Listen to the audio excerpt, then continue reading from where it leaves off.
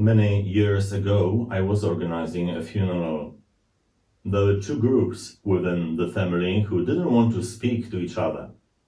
I was a bridge between them, informing everybody about the details of the ceremony.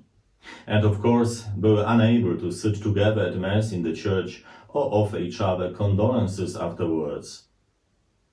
After the burial at the cemetery, I asked one of the relatives of the deceased what was the problem. She couldn't remember.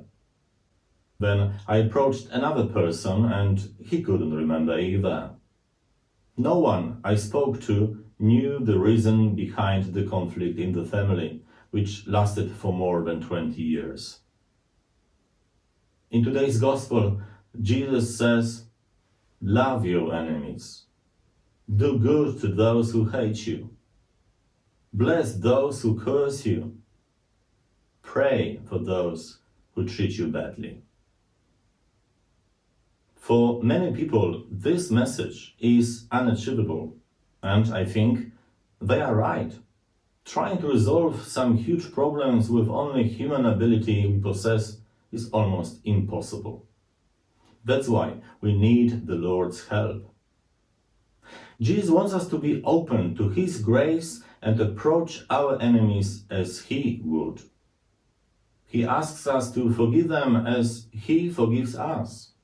He says, "Be compassionate as your Father is compassionate." To achieve that, we need to lead a sacramental lifestyle and be open to God's help every day. Brothers and sisters, how many times the people most dear to us become our greatest enemies? Let's be honest, usually the biggest fights occur in our homes, not on the streets of our cities. Sometimes our battles last for days, weeks, or even years. They last for such a long time because we think we can resolve them without God's help. Eventually, most of the time, they are not resolved at all. Often, total lack of spiritual life prevents people from finding peace within themselves. It's extremely difficult to become peacemakers and to gain a spiritual motivation overnight. Some people wrongly call themselves committed Christians appearing in church for Easter, Christmas, weddings or funerals only. They don't realize that their way of life contradicts their own words.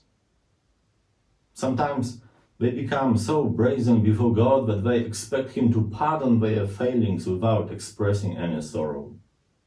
However, they themselves are not willing to forgive their brothers and sisters who offended them. I would like to ask you to think about the people you avoid, don't talk to, or simply don't like.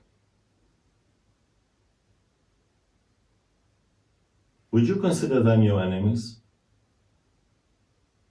If so, Jesus is saying to you right now, accept them as I accept you. Love them as I love you. Be compassionate towards them as I offer my compassion to you each time when you approach me with a humble heart. I am aware that the attitude the Lord proposed to us today is not easy, but it is truly a liberating reality. Let us remember, by making peace with our enemies, we will bring peace to our own hearts as well. Please, don't wait for an apology. Be the one who will make the first step towards reconciliation.